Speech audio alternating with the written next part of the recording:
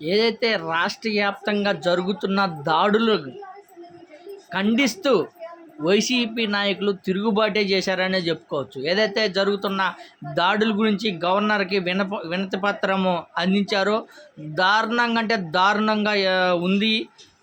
ఏదైతే గెలిచిన 2 రోజుల్లోనే టీడీపీ అరాచక మోకలు రాష్ట్ర వ్యాప్తంగా దాడులు చేశారని గవర్నర్కి అందించారంట. గవర్నర్కి అందిస్తే గవర్నర్ కానీ షాక్ అయ్యారంట. ఇదేంది రాజకీయంలో ఇలా ఉంటాయా, ఓడతారు గెలుస్తారు, గెలుపు ఓటంలో సహజమే, కానీ ఇంత దారుణంగా బరి తెగించారా, నేను డీజీపీని పిలిపించి మొత్తం తీర్పిస్తా, ఎవరైతే దాడి చేశారో దాడి చేసిన వాళ్ళ మీద కేసు పెట్టిస్తా, ఎఫ్ఐఆర్ అయినా ఏమైనా రాశారంటే ఎక్కడ ఇప్పటి వరకు అంటే ఒక్క కేసు నమోదు చేయాలో, ఒక్క ఎఫ్ఐఆర్ రాయలేదంట. రాష్ట్ర వ్యాప్తంగా ఇంత దాడులు జరిగినా సరే పోలీస్ స్టేషన్లో ఒక్క కేసు నమోదు అవ్వలేదు అని చెప్పడం ఎంత దారుణమని ఆయన గవర్నర్ గారే ఆశ్చర్యపోయారంట.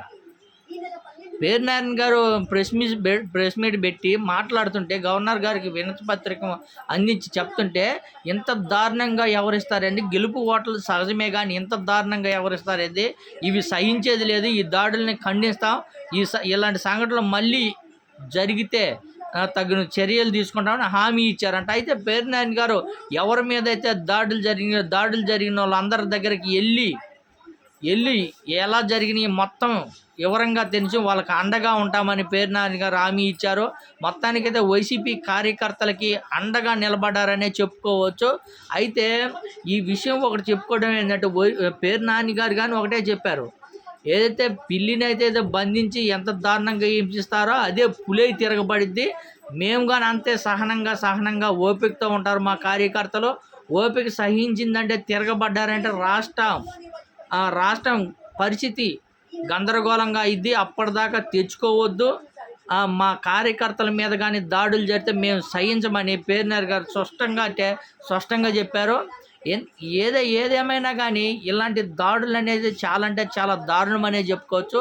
ఏ పార్టీ అయినా వైసీపీ పార్టీ కార్యకర్తలకు అండగా ఉంటారు, అదేవిధంగా టీడీపీ పార్టీ వచ్చినప్పుడు టీడీపీకి సపోర్ట్ చేస్తుంది. అట్లా సపోర్ట్ చేసుకున్న ఒక కార్యకర్తల మీద ఎంత దారుణంగా వ్యవహరించడం అనేది దారుణం అనేది చెప్పుకోవచ్చు.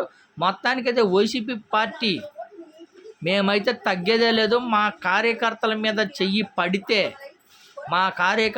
కానీ చేయబడితే ఇంకా సహించేది లేదని కుండ బద్దలు కొట్టినట్టు చెప్పారని చెప్పొచ్చు పేర్నారాయణ గారు. అదేవిధంగా వైవి సుబ్బారెడ్డి గారు కానీ, ఉషారాణి గారు కానీ, మిగతా నాయకులు మొత్తం మేము కార్యకర్తలకు అండగా ఉంటాం, అదేవిధంగా పార్టీకి మేము బలోపేతం చేసుకుంటాం. రేపు 26వ తారీఖు నుంచి పార్టీకి బలోపేతం చేసుకోవడానికి ప్రతి జిల్లాలో కమిటీలు ఏర్పాటు చేసి ప్రతి ఏదైతే కార్యకర్త మీద ఏదైతే దాడి జరిగిన వ్యక్తుల మీద అందరి మీద మేము అండగా ఉండి వాళ్ళ మీద చర్యలు తీసుకునే విధంగా పోరాటానికి సిద్ధమని చాలా కొండబద్దలు కొట్టినట్టుగా చెప్పారు. అలా ఉండాల నాయకత్వం, ఓడినా గెలిచినా కార్యకర్తలకు అండగా నిలబడాలా, పార్టీకి అండగా నిలబడ్డ వాళ్ళే నాయకుడని మరొకసారి నిరూపించారనే చెప్పుకోవచ్చు.